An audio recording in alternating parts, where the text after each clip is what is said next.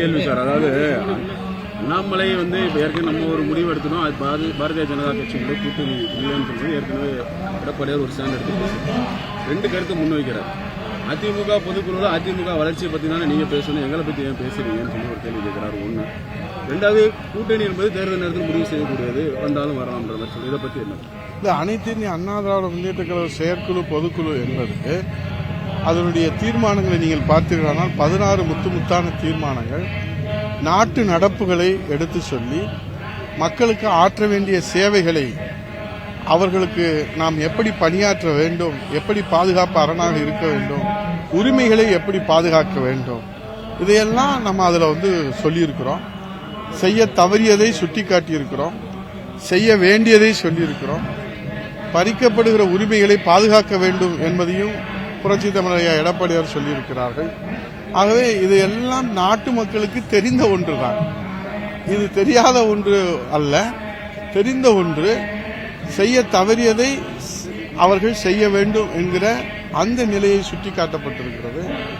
ஆகவே செய்ய தவறியதோடு மட்டுமல்லாமல் தமிழ்நாட்டினுடைய உரிமை பறிக்கப்படுகிற போது அதை அனைத்து இந்திய அண்ணா திராவிட முன்னேற்ற கழகம் பாதுகாப்பு அரணாக நின்று பாதுகாத்து 52 ஆண்டுகள் மக்கள் மத்தியிலே ஒரு நம்பிக்கை பெற்றிருக்கிற இயக்கம். அந்த இயக்கத்தினுடைய செயற்குழு பொதுக்குழுடைய தீர்மானம் எப்படி அமைய வேண்டும் என்பதை நம்முடைய கழகத்தின் நிரந்தர பொதுச் செயலாளர் அவர்களும் அதற்கென்று அமைக்கப்பட்ட மூத்த அமைச்சர்கள் குழுவினரும் அதை நாட்டு மக்களுடைய நன்மைக்காக, நாட்டு மக்களுடைய எதிர்கால வளங்களுக்காக, நலங்களுக்காக, பாதுகாப்புக்காக, உரிமைகளை மீட்டெடுப்பதற்காக, உரிமைகளை பாதுகாப்பதற்காக இதைதான் அதில் சுட்டிக்காட்டிருக்கிறோம்.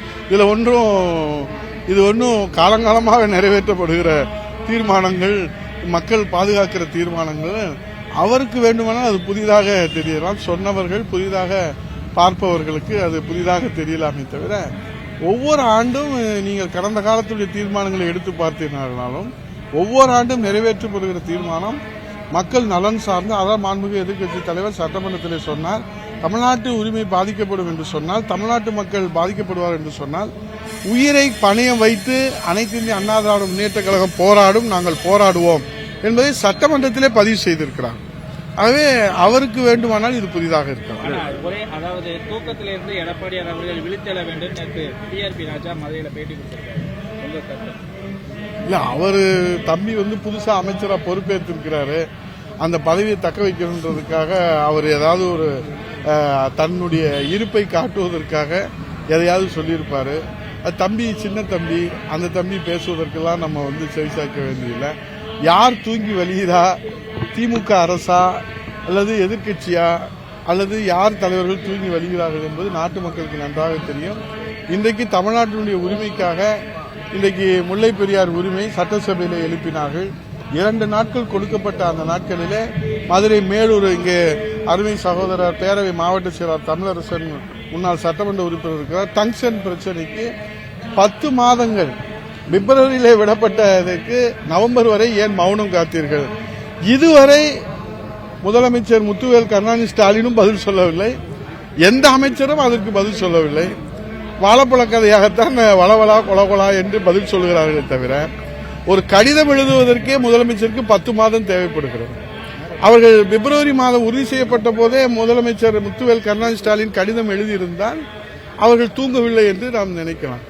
ஆகவே எங்கள் தலைவரை சுட்டிக்காட்டுவதற்கு முன்பு டிஆர்பி ராஜா அவர்கள் கும்பகர்ண தூக்கத்தில் இருக்கிற அவங்களுடைய முதலமைச்சரை முதலிலே தட்டி எழுப்பி இந்த மக்கள் உரிமையெல்லாம் பறிக்கப்படுகிறது. இப்ப முல்லை பெரியார் நீங்க பாத்தீங்கன்னா பராமரிப்பு பணிக்கு கூட அனுமதி வாங்க வேண்டும் என்று உச்சநீதிமன்றத்தினுடைய தீர்ப்புக்கு மாறாக இன்னைக்கு ஒரு புதிய நடைமுறையை புகுத்துகிறார்கள். அதை மௌனமாக இவர்கள் கடந்து செல்கிறார்கள். அப்படியானால் யார் தூங்கி கொண்டிருப்பது? முதலமைச்சர் புரட்சி தமிழர் எடப்பாடியார் முதலமைச்சராக இருக்கிற போது இது போன்ற சூழ்நிலைகளிலே உடனடியாக கவனத்திற்கு, மத்திய அரசின் கவனத்திற்கு கொண்டு நடவடிக்கை எடுத்திருக்கிறார்கள். இப்போது அது குறித்து எதுவும் வாயே திறக்கலையே.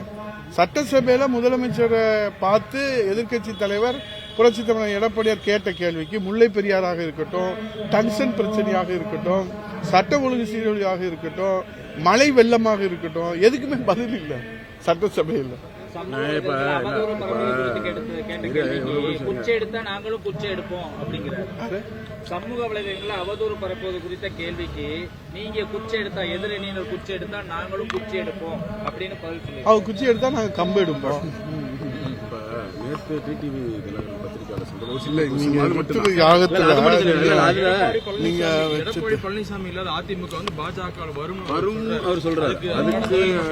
அதுக்கு மட்டும் ஏதாவது ரியாக்ட் பண்ணுங்க. அவருடைய ஸ்டாண்ட் மாறி இருக்கு. கற்பனை கதைகளுக்கெல்லாம் நம்ம வந்து பதில் சொல்ல முடியாது. அனைத்து இந்திய அண்ணா திராவிட முன்னேற்ற கழகத்தை பொறுத்தளவுக்கு புரட்சித் தலைவர் எம்ஜிஆர், புரட்சித் தலைவி அம்மா, புரட்சித் தமிழர் எடப்பாடியார், இது 2 கோடி தொண்டர்கள் ஏற்றுக்கொண்டு இன்றைக்கு அனைத்து தரப்பு மக்களும் 8 கோடி தமிழர்களும் ஏற்றுக்கொண்ட ஒரு மக்கள் தலைவராக 4.5 ஆண்டு கால முதலமைச்சராக நாடு போட்டுகிற நல்லாட்சியை, அம்மாவுடைய புனித ஆட்சியை எடப்பாடியார் தலைமையிலே மக்கள் இன்றைக்கு எதிர்க்கட்சியாக இந்த 4 ஆண்டு காலம் ஒவ்வொரு போராட்டம், மின்சார கட்டண உயர்வுக்கு போராட்டம், பால்விலை உயர்வுக்கு போராட்டம், பத்திரப்பதிவு கட்டணத்துக்கு போராட்டம், குப்பை வரி உயர்வுக்கு போராட்டம், சொத்து வரி உயர்வுக்கு போராட்டம். நேற்று கூட பாத்தீங்கன்னா பாட்டிலுக்கு 10 ரூபா வச்சு எவ்வளவு கொள்ளையடிக்கிறாங்கன்ற புள்ளி விவரத்தை நெஞ்சுரத்தோடு பேசுகிற, மக்கள் உரிமை காக்கிற, ஜீவாதார உரிமையாக முல்லை பெரியாறு, காவேரி, கச்சத்தீவு இது போன்ற உரிமை பிரச்சனைகளுக்கும் குரல் கொடுக்கிற ஒரே தலைவர் புரட்சி தமிழர் எடப்பாடியார் அவர்கள்.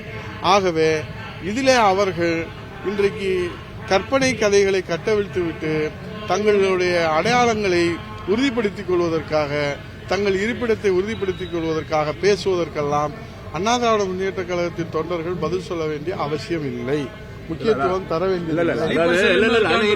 என்ன சொல்லலாம், அழிஞ்சிருவீங்கன்றாரு. பாஜகவோட செயற்குழு பொதுக்குழுவிலே புரட்சி தமிழர் எடப்பாடியார் அவர்கள் மக்கள் விரும்புகிற கூட்டணி, தொண்டர்கள் எதிர்பார்க்கிற கூட்டணி அமையும் என்பதை தெளிவாக பேசியிருக்கிறார். புரட்சி தமிழர் எடப்பாடியார் சொல்வதுதான் ஒவ்வொரு தொண்டர்களுக்கும் வேதவாக்காக எடுத்துக்கொண்டு செயல்படுகிறோம். இப்போது மக்களுடைய விருப்பம் என்ன? ஒட்டுமொத்த தமிழ்நாடு 8 கோடி தமிழர்களுடைய மக்கள் விருப்பம் எடப்பாடியார் மீண்டும் முதல்வராக வர வேண்டும் என்று. ஆகவே அவரை முன்னிறுத்தி தான் இன்றைக்கு களத்திலே தொண்டர்கள் உழைத்துக் கொண்டிருக்கிறார்கள். மக்கள் விருப்பத்தை நிறைவேற்றுவதற்காக 8 கோடி தமிழர்களின் ஒரே எதிர்பார்ப்பு, வேண்டும் வேண்டும் எடப்பாடியார் வேண்டும், வேண்டும் வேண்டும் முதலமைச்சராக எடப்பாடியார் வேண்டும். இது தமிழ்நாட்டு மக்களுடைய எதிர்பார்ப்பு, நம்பிக்கை, பிரார்த்தனை. அதை களத்திலே செயல்படுத்துவதற்கு 2 கோடி தொண்டர்களும் உழைக்கிறார்கள். களத்திலே சொல்லுவோம். இன்றைக்கு கூட நாங்கள் மக்களிடத்திலே ஒவ்வொரு வாக்காளரிடத்திலும் புரட்சி தமிழர் எடப்பாடியாருடைய பேருரையினுடைய சிறப்பையும், நிறைவேற்றப்பட்ட முத்தான 16 தீர்மானங்களுடைய சிறப்பையும், ஆட்சியினுடைய சாதனைகளையும் மக்களிடத்திலே கொண்டு செலுத்துகிறோம். முடிஞ்சா இதை ஒளிபரப்புங்க. நன்றி மக்கள், நன்றி.